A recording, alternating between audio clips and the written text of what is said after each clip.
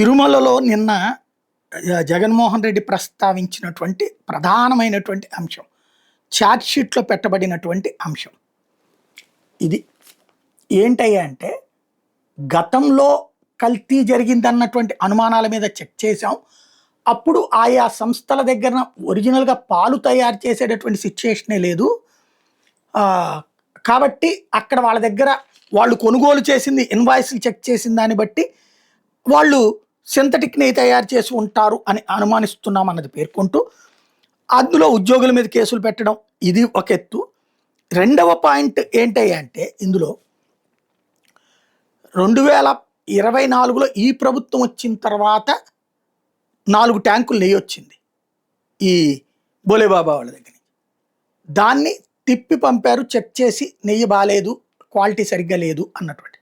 ఇప్పుడు వీళ్ళు చెప్తున్న శాంపిల్స్ తీసాము, పందికొవ్వు ఇవన్నీ ఉన్నాయని చెప్పారే, ఆ మొదట గుజరాత్ ఎన్డీడీబీ నివేదిక వచ్చింది, అది అందులో నుంచి తీసిన శాంపిల్స్.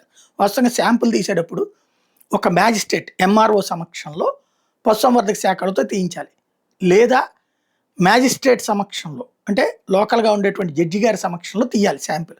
ఏది ఇట్లాగా ఎన్డీడీబీకి అది పంపించాడు, మనం తీసుకుని చెక్ చేసేదానికి అక్కర్లేదు, చెయ్యాలి. అలా చేయలేదు ప్లస్ దాన్ని తీశారు, పంపించేసామన్నారు, ఎన్డీడీబీ రిపోర్ట్ వచ్చింది అన్నటువంటి పాయింట్ చెప్పుకొచ్చారు.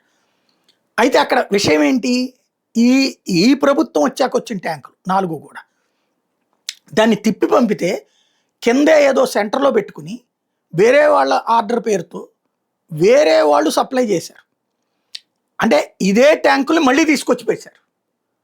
ఆ నెయ్యిని ఇప్పుడు వీళ్ళు చెప్పిన ఈ గుజరాత్కి పంపించినటువంటి ఆ శాంపిల్స్లో ఓకే అయిన నెయ్యిని లడ్డూల్లో వాడారు. అది ఈ ప్రభుత్వం వచ్చాక రిజెక్ట్ చేసిన నెయ్యిని తీసుకొచ్చి కలిపి వాడారు, ఈ ప్రభుత్వం వచ్చాకనే వాడారు. అంతకుముందు వాడారన్నది ఎజంప్షన్, ఇక్కడ వాడారన్నది క్లారిటీ. ఇది సిట్ ఇచ్చినటువంటి వేదికలో ప్రధానమైనటువంటి అంశం. అంటే మహాపచారం ఇప్పుడు జరిగింది కాబట్టి ఈ మహాపచారాన్ని కవర్ చేయడానికి గతంలో జరిగింది అన్నటువంటి చెప్తున్నారు అన్నటువంటి జగన్ ప్రధానంగా ప్రొజెక్ట్ చేస్తున్న అంశం.